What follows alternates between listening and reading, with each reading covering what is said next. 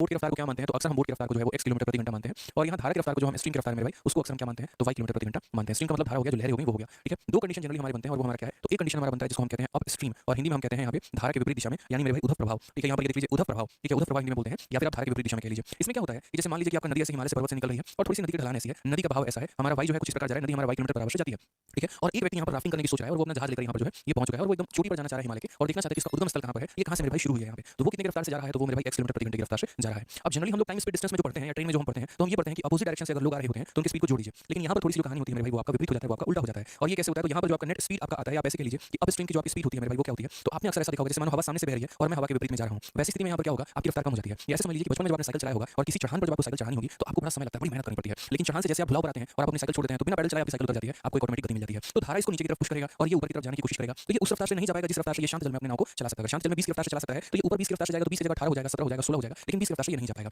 तो अब स्ट्रीम की जो स्पीड होगी मेरे भाई क्या होगी, नाव की स्पीड माइनस धारा की स्पीड। अब बोलोगे सर पीछे ट्रेन वाले टॉपिक में उनमें हम प्लस क्यों करते थे, इसलिए क्योंकि वो रिलेटिव स्पीड का क्वेश्चन होता था, हमें लोगों को मिलाना होता था। यहाँ पर क्या है कि धारा इसको नीचे की तरफ ढकेल रही है और ये ऊपर की तरफ जा रहा है, तो घर्षण पैदा होगा, फ्रिक्शन होगा, जिससे स्पीड क्या होगी, कम हो जाएगी, तो स्ट्रीम की speed x minus y kilometre बराबर हो जाएगी। अब यहाँ बात करते हैं दूसरा केस हमारा होता है जिसको हम इंग्लिश में डाउन स्ट्रीम कहते हैं, ठीक है। डाउन स्ट्रीम आप इसको ऐसे रिलेट भी कर सकते हो कीवर्ड के साथ, यहाँ पर अप का मतलब मुझे ऊपर की तरफ जाना है, हिमालय की तरफ जाना है, तो मेरी स्पीड कम होगी, और डाउन का मतलब जब हम ऊपर से ढलाव से नीचे की तरफ आते हैं, और जब ढलाव से नीचे की तरफ आते हैं तो हमारी रफ्तार क्या हो जाती है, ये हमारी रफ्तार जो है वो बढ़ जाती है, ठीक है। तो यहाँ पर क्या होगा, जैसे मान लीजिए कि धारा आपकी नीचे की तरफ बह रही है, धारा की रफ्तार कभी कितनी रहती है, तो y किलोमीटर पर आवर, और एकदम यहाँ से मेरा भाई जो एक नाव है वो भी अपना रफ्तार से आ रहा है और वो भी कितनी रफ्तार से आ रहा है, तो वो भी यहाँ पर जो है x किलोमीटर पर आवर की रफ्तार से आ रहा है। इसको हम बोलते हैं अनुप्रवाह। अनुप्रवाह का मतलब एकदम उसके अनुबंधन में है, एकदम उसी दिशा में जा रहा है जिस दिशा में हमारी धारा जा रही है। तो इस केस में हमारा जो स्पीड हो जाता है, जो रिलेटिव स्पीड हो जाता है, जो डाउन स्ट्रीम स्पीड हो जाता है, वो नाव का स्पीड प्लस धारा का स्पीड। जैसे मैंने कहा ना कि मान लीजिए आप साइकिल को 10 किलोमीटर प्रति घंटे की रफ्तार से चला रहे हैं और जब किसी पहाड़ से आप उसको उतारिए तो आपको 10 की जगह 20 रफ्तार या 30 रफ्तार मिलता है, ढलाव के कारण आपको अधिक गति मिल जाती है। तो वही बात यहाँ धारा इसको नीचे की तरफ लेके जाएगी और ये भी इसी दिशा में जाएगा, तो आपकी स्पीड क्या हो जाएगी, बढ़ जाएगी। जैसे जिस दिशा में आंधी बह रही है उस दिशा में आप मार चलना शुरू करिए, आंधी आपको इतनी तेज पुश कर देगी कि आप भागना शुरू कर देंगे। अक्सर आपने भी बाहर में देखा कि जब पानी बह रहा था उसमें मेरे भाई अगर कोई गाड़ी थी तो अपने साथ वो भी भाग के लेके चला जाता था, यानी पानी अपने बहाव वाली गति को किसको देता था, तो गाड़ी को देता था, ठीक है।